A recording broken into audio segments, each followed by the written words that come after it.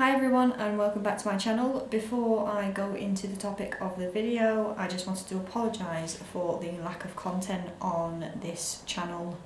We've recently been in the mix of buying a new house and moving in, and I just haven't had the time.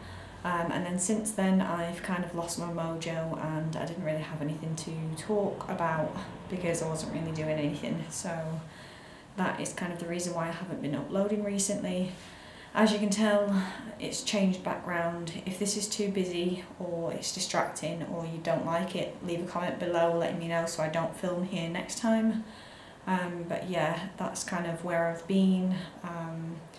But I'm hoping going forward I've got some videos planned and I'm hoping to keep myself accountable on the videos. So let's see, fingers crossed that that works. But yeah, this video is going to be all about my weight loss journey, like the journey so far through weight loss. I'm starting a new series on this channel for my weigh-ins, so I have a video coming out tomorrow which is going to cover my weight. So I'm going to be stepping on the scales and letting you know my weight with some progress pictures and some measurements, and yeah, going forward I'll update every month. And I'll have some like training diaries and stuff during the month, and maybe some tips along the way if I have any. So that is what the plan is going forward. But yeah, we'll get straight into the story of weight loss. So I've always been a overweight child, from as far as I can remember, like back in primary school and high school. I was always the big girl in school. And that carried on through college and university because I wasn't really active. I didn't like sports at all. So the weight just crept on and crept on the more I was eating through stress of college and university. So yeah, that didn't help. Then in 2010, my partner and I, Philip, went on holiday to Egypt, and I think that was the straw that broke the camel's back. I was really uncomfortable. I was not confident whatsoever. I didn't want to take off my clothes to just be in my swimsuit. I didn't want to show my body to anyone.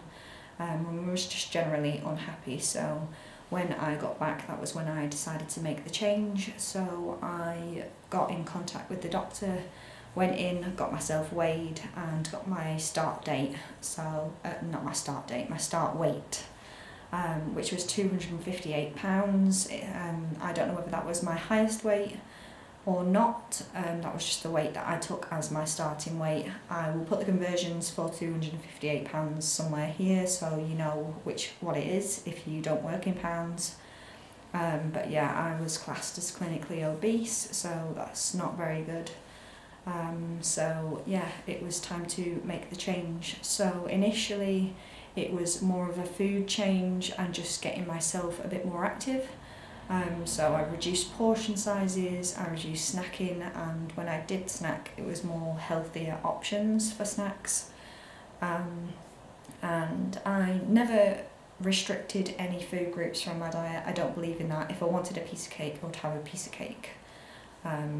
Because I believe that if you restrict something out completely, you're more likely to want it, and then you could binge on it and you kind of it goes in a backward spiral. So I didn't restrict anything.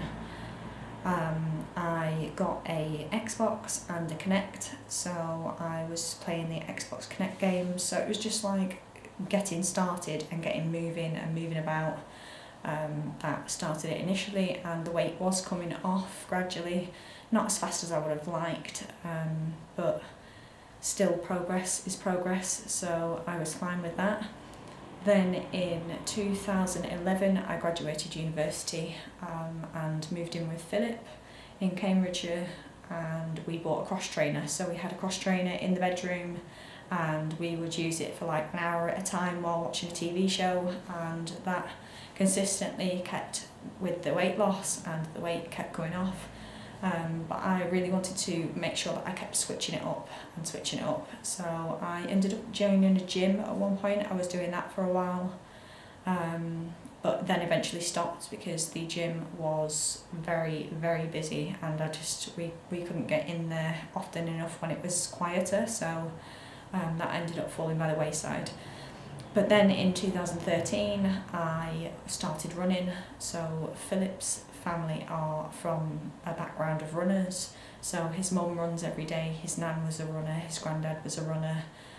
Philip had started running beforehand, he'd lost a lot of weight. So I was kind of encouraged to start up running. I didn't start running originally, purely just my decision that I don't think I'd have felt comfortable or been able to get where I could have been if I'd have started running beforehand. So I waited until I lost some weight before starting running, just so I didn't do any damage to my knees or anything. But it's other people's decisions whether or not they run or not. You know, you can take your doctor's advice, go and see a doctor to see whether you can run. It's not my advice to tell anyone whether they should or shouldn't run at whatever weight. It was just my personal decision. So like I said, I started running in 2013. I did my first half marathon in 2013. It was like a couple of months after I'd started running, which was a bit silly, but I don't regret doing the race. And it took me a while afterwards to beat that PB, like a couple of years after. So running again consistently was keeping the weight off, but I found the more that I was increasing running, and the hungrier I was, the slower the weight loss became. Eventually I reached my goal weight, which I worked out as around 135, but then quickly discovered that maintenance is a whole different ballgame when it comes to having lost the weight, and maintenance is very, very hard. It's a lifelong commitment to keeping off the weight, and you have to make decisions every day in order to maintain weight. So I think I ended up actually maintaining my weight at 145, and was steadily maintaining my weight at that specific number. So I kind of took that as my goal weight. And then in 2014 I made the big decision to get skin removal surgery. So after losing 120 pounds, I was left with quite a lot of loose skin around my stomach and my breasts. So I had a abdominoplasty, which is a tummy tuck, so they took the extra skin from my stomach, and I had a breast augmentation, so they took the extra skin from my breasts away and kind of give them an uplift so they'd be back where they should have been. But the recovery after surgery was very, very rough. I ended up having quite a few blood transfusions after surgery, and the actual recovery from the surgery didn't go as well as I expected. I ended up with more swelling than I should have, and it took quite a while to go away. I should have been in recovery / not exercising for 6 weeks, and it ended up being something like 3 months. And within that time I wasn't really watching food too much, I wasn't really paying too much attention to the scales. I'd kind of got this new body and got some confidence with it, and kind of let other things slip. So when I actually did weigh myself, I'd gained quite a bit of weight, and ever since then, whenever I gain weight, it's very hard to try and lose it, and I've just seemed to creep up and up and up rather than coming down at any point. I'm now at a point where I'm at about 175, so I'm about 30 pounds heavier than I was 4 years ago. So I've tried on and off, but I generally think that my heart probably just wasn't in it, and I wasn't trying as hard as I did initially when I lost the 120 pounds. So I'm kind of hoping that this video and this video series will help give me the kick up the arse that I need to kind of get that going again. Sorry if the lighting is going a bit funny, it's that time of day. So yeah, that's kind of it. That's the background story. If anyone has any questions or anything like that, then do leave them below.